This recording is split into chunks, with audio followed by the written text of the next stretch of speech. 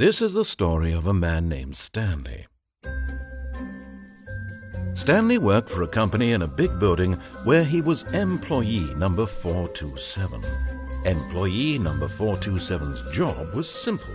He sat at his desk in room 427 and he pushed buttons on a keyboard. Orders came to him through a monitor on his desk, telling him what buttons to push, how long to push them, and in what order.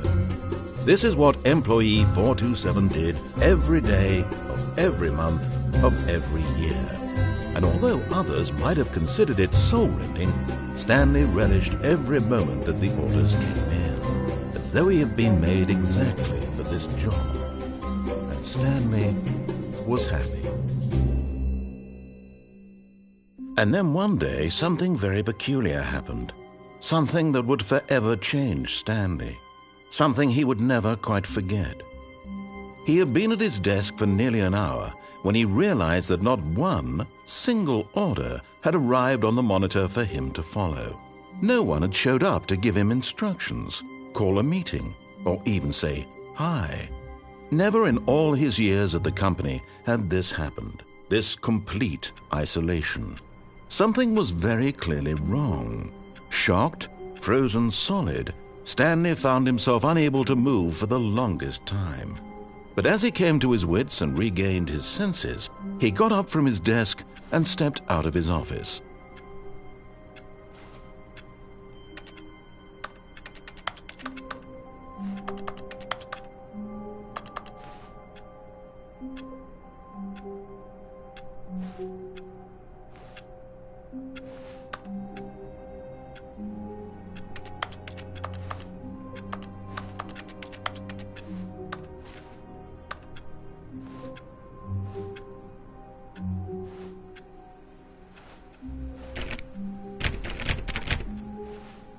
All of his co-workers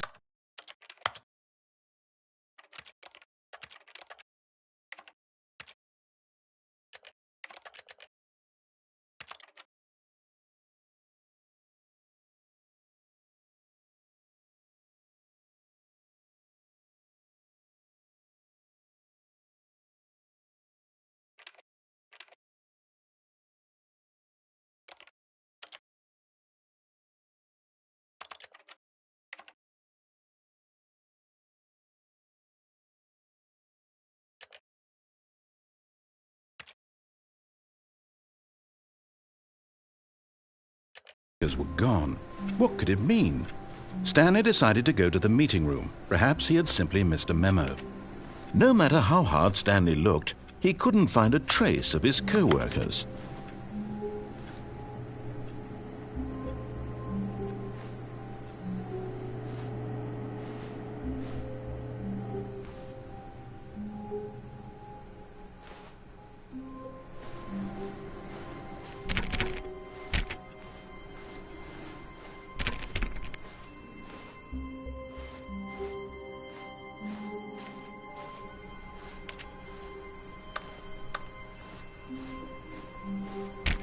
Stanley went around touching every little thing in the office, but it didn't make a single difference, nor did it advance the story in any way.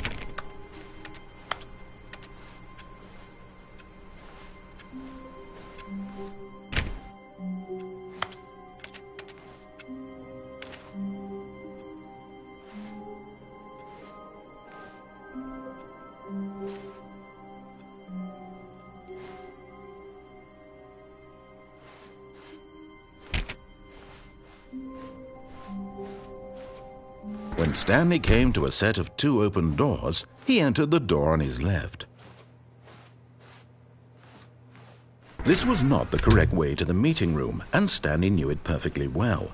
Perhaps he wanted to stop by the employee lounge first, just to admire it.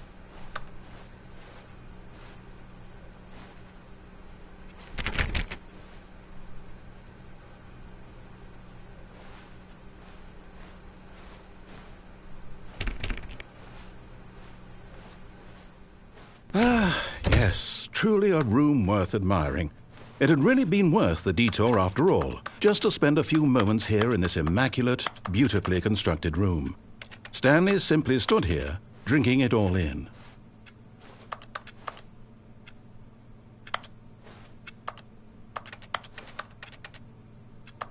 Yes, really, really worth it being here in the room. A room so utterly captivating that even though all your co-workers have mysteriously vanished, here you sit looking at these chairs and some paintings. Really worth it. But eager to get back to business, Stanley took the first open door on his left.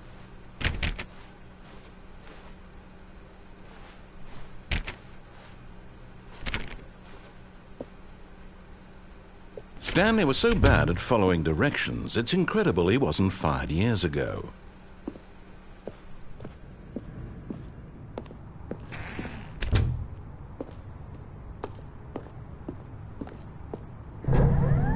Look, Stanley, I think perhaps we've gotten off on the wrong foot here. I'm not your enemy, really, I'm not. I realize that investing your trust in someone else can be difficult, but the fact is that the story has been about nothing but you all this time. There's someone you've been neglecting, Stanley. Someone you've forgotten about. Please, stop trying to make every decision by yourself. Now, I'm not asking for me, I'm asking for her. This is it, Stanley.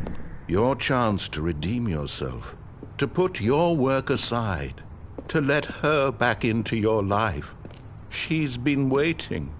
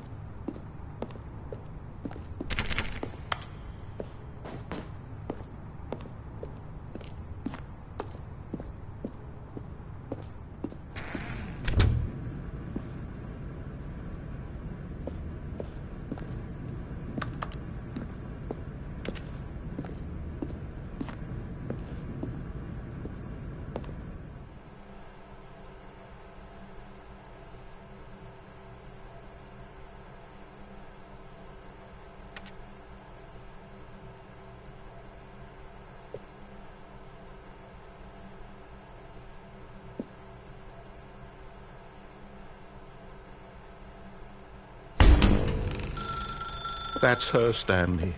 You need to be the one to do this, to reach out to her. If you can truly place your faith in another, then pick up the phone. Oh, no, you can't. Did you just unplug the phone? No, that wasn't supposed to be a choice. How did you do that? You actually chose incorrectly? I didn't even know that was possible. Let me double check. No, it's definitely here, clear as day. Stanley picks up the phone. He's taken to his apartment where he finds his wife, and the two pledge themselves to one another. Music comes in, fade to white, roll credits. Not picking up the phone is actually somehow an incorrect course of action. How is that even possible? None of these decisions were supposed to mean anything. I don't understand. How on earth are you making meaningful choices? What did you... Wait a second. Did I just see... No, that's not possible. I can't believe it. How had I not noticed it sooner? You're not Stanley. You're a real person. I can't believe I was so mistaken. This is why you've been able to make correct and incorrect choices. And to think I've been letting you run around in this game for so long. If you'd made any more wrong choices, you might have negated it entirely. It's as though you completely ignored even the most basic safety protocol for real-world decision-making. Or did you not grasp the severity of the situation? Well, I won't have that kind of risk on my watch. I'm going to stop the game for a moment so we can educate you properly on safe decision-making in the real world. Please observe this helpful instructional video. Choice. It's the best part of being a real person. But if used incorrectly, can also be the most dangerous. For example, in this scenario, a hypothetical real person named Rupert has a choice. He could invent a machine that eliminates food shortages across the world to make life better for all people. Or he could spend years of hard work forgetting how to read. Which choice would you make? Remember that unlike here, the real world makes sense, and at no time should you make a choice that does not conform to rational logic. If you find yourself speaking with a person who does not make sense, in all likelihood, that person is not real. Allow the person to finish their thought Then provide an excuse why you cannot continue talking. Turn to a partner and practice saying, "My goodness, is it 4:30? I'm supposed to be having a back, sack, and crack." Excellent. Making choices on a regular basis is the best part to a healthy decision-making process. Most medical professionals recommend making at least 8 choices per day. Do you make more than 8? Less? And finally, if you begin to wonder if your choices are actually meaningful and whether you'll ever make a significant contribution to the world, just remember that in the vast infiniteness of space, your thoughts and problems are materially insignificant, and the feeling should subside. At this time, your instructor will guide you in an exercise to test and reinforce the material covered in this video. Welcome back. You may have noticed that this room has begun to deteriorate as a result of narrative contradiction. But not to worry. Now that you're properly informed on good decision-making, we're going to revisit a choice you made just a few minutes ago and see what the correct thing to do would have been. This way, please.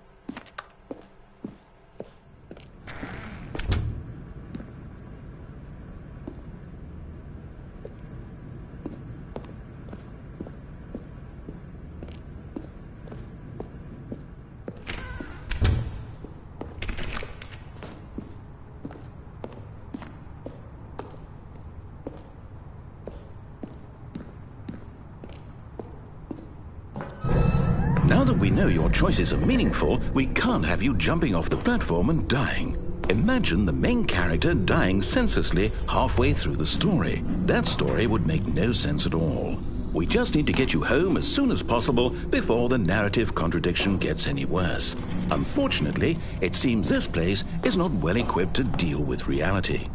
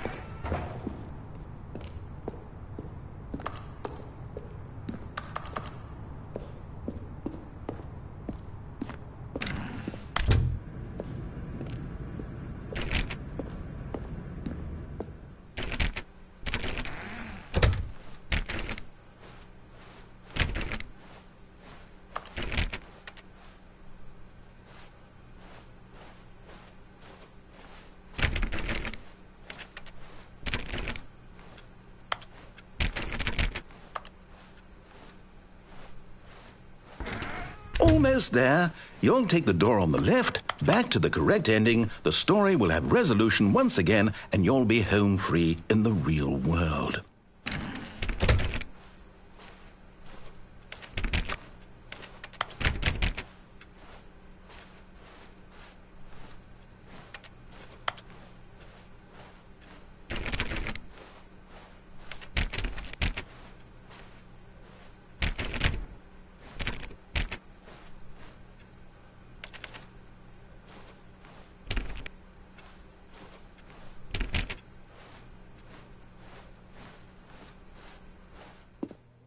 Now remember, all you need to do is behave exactly as Stanley would.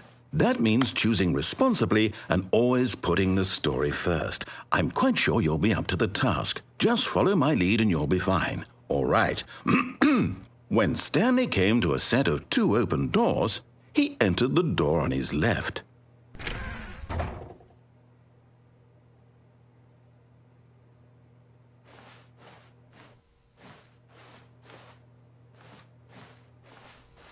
No! Why did you do that? Quickly, hurry back in the other direction. Perhaps we're not too late.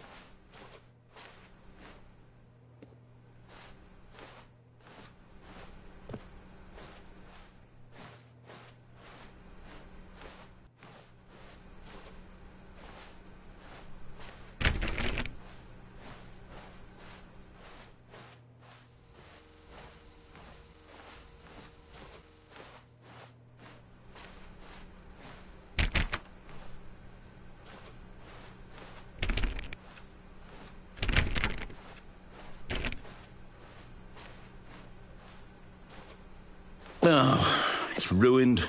I can't believe, after everything we talked about, that my story, you've destroyed my work. Why? For what? What did you get out of that? What did you think was so special about seeing the game undone, left here like so much garbage? It's worthless now. And what am I supposed to do? Even if there were a way to continue, would it be worth it? To know that my story is now incorrect? How can I go back to that? I can't erase that knowledge. I'll have to live with it forever, reliving its impossibility forever. I couldn't live that way. Is it better to shut the game down entirely? To willingly destroy all of my work? I don't know. What's the answer? What do I do? What do I do? What do I...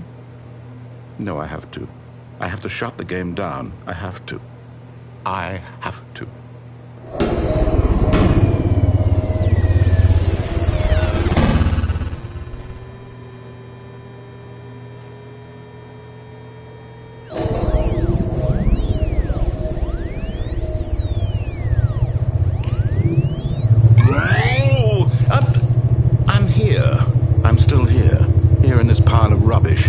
With you who thought you were so clever. Now look where we are. My entire game is destroyed. It was the only thing in the world that was mine, and you've run it into the ground. What, did you think that would be funny? You just had to see? Didn't I impress upon you how important it was to be like Stanley? He actually knows how to do what I tell him to. He understands that if I say to do something, there's a damn good reason for it. That thought hadn't even occurred to you, had it? That there's a world outside of you? You're a child. Oh, my story. If you'd just gone through the door on the left, you would have seen it. There was a whole underground facility. You would have destroyed it and been victorious. It would have been so perfect. I worked so hard on it. I tried so hard to make... behave exactly as Stanley would. That means choosing responsibly and always putting the story first. I'm quite sure you'll be up to the task. Just follow my lead and you'll be fine. All right. When Stanley came to a set of 2 open doors, he entered the door on his left.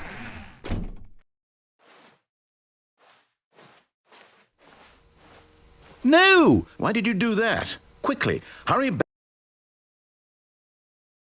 Behave exactly as Stanley would.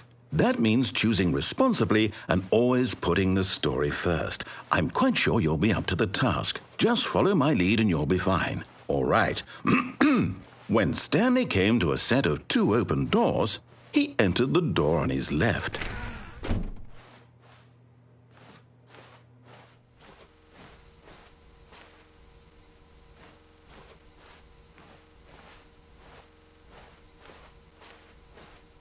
No! Why did you do that? Quickly, hurry back. Behave exactly as Stanley would. That means choosing responsibly and always putting the story first. I'm quite sure you'll be up to the task. Just follow my lead and you'll be fine. All right. When Stanley came to a set of 2 open doors, he entered the door on his left.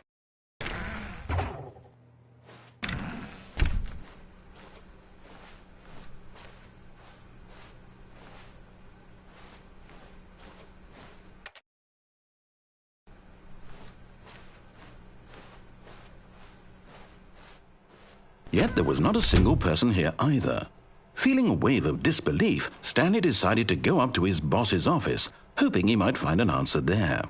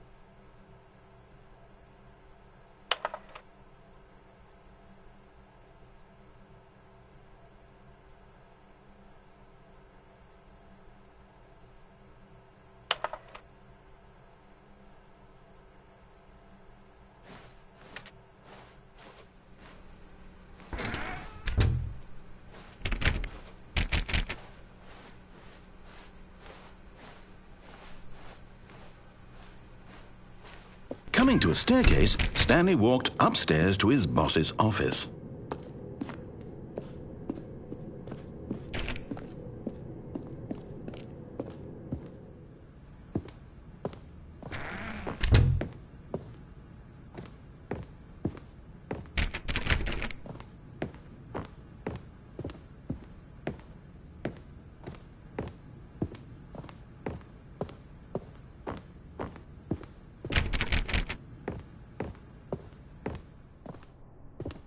Stepping inside his manager's office, Stanley was once again stunned to discover not an indication of any human life. Shocked, unraveled, Stanley wondered in disbelief who orchestrated this, until he saw the door with a voice receiver next to it. Surely behind this door lay all the answers to his questions. And beyond all probability, he knew the passcode. He had seen it on his boss's computer just last week. Night Shark 115. Was this the code to open the door? Would it still work? There was only one way to find out. Stanley had been trained never to speak up, but now he would draw from within himself the courage to face the unknown. He drew a sharp breath and then spoke the code.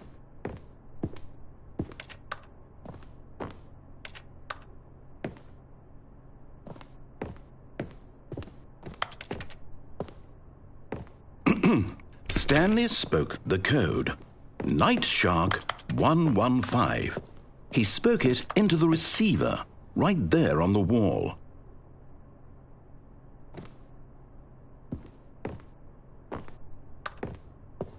I'm sorry, is there a problem?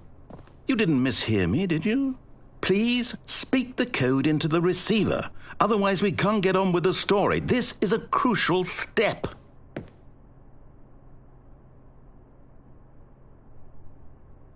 Okay, fine, you're not going to do it, but you know what?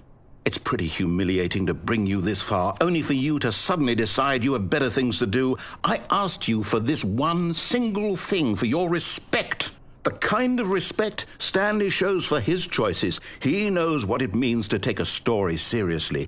If you didn't want to see what I had to show you, then why did you come here? You had a choice, you know. You could have gone through the door on the right. You could have done whatever the hell you wanted over there. Why did you come this way? Speak. Say something to me. Explain yourself, you coward. You... When Stanley came to a set of 2 open doors, he entered the door on his left. Stanley? Hello? Are you... Is everything okay? Stanley, please. I need you to make a choice.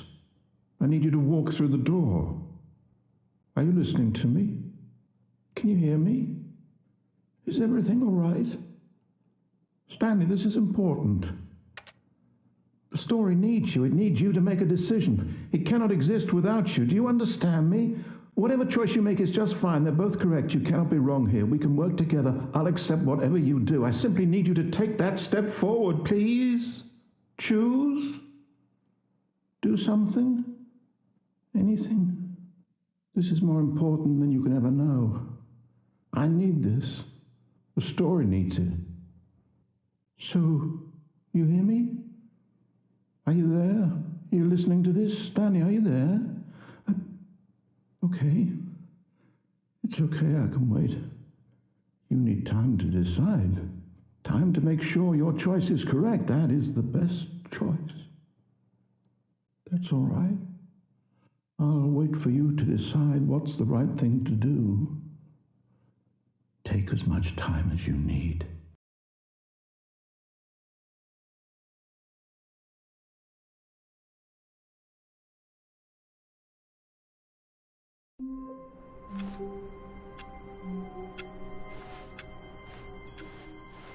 All of his co-workers were gone. What could it mean? Stanley decided to go to the meeting room. Perhaps he had simply missed a memo.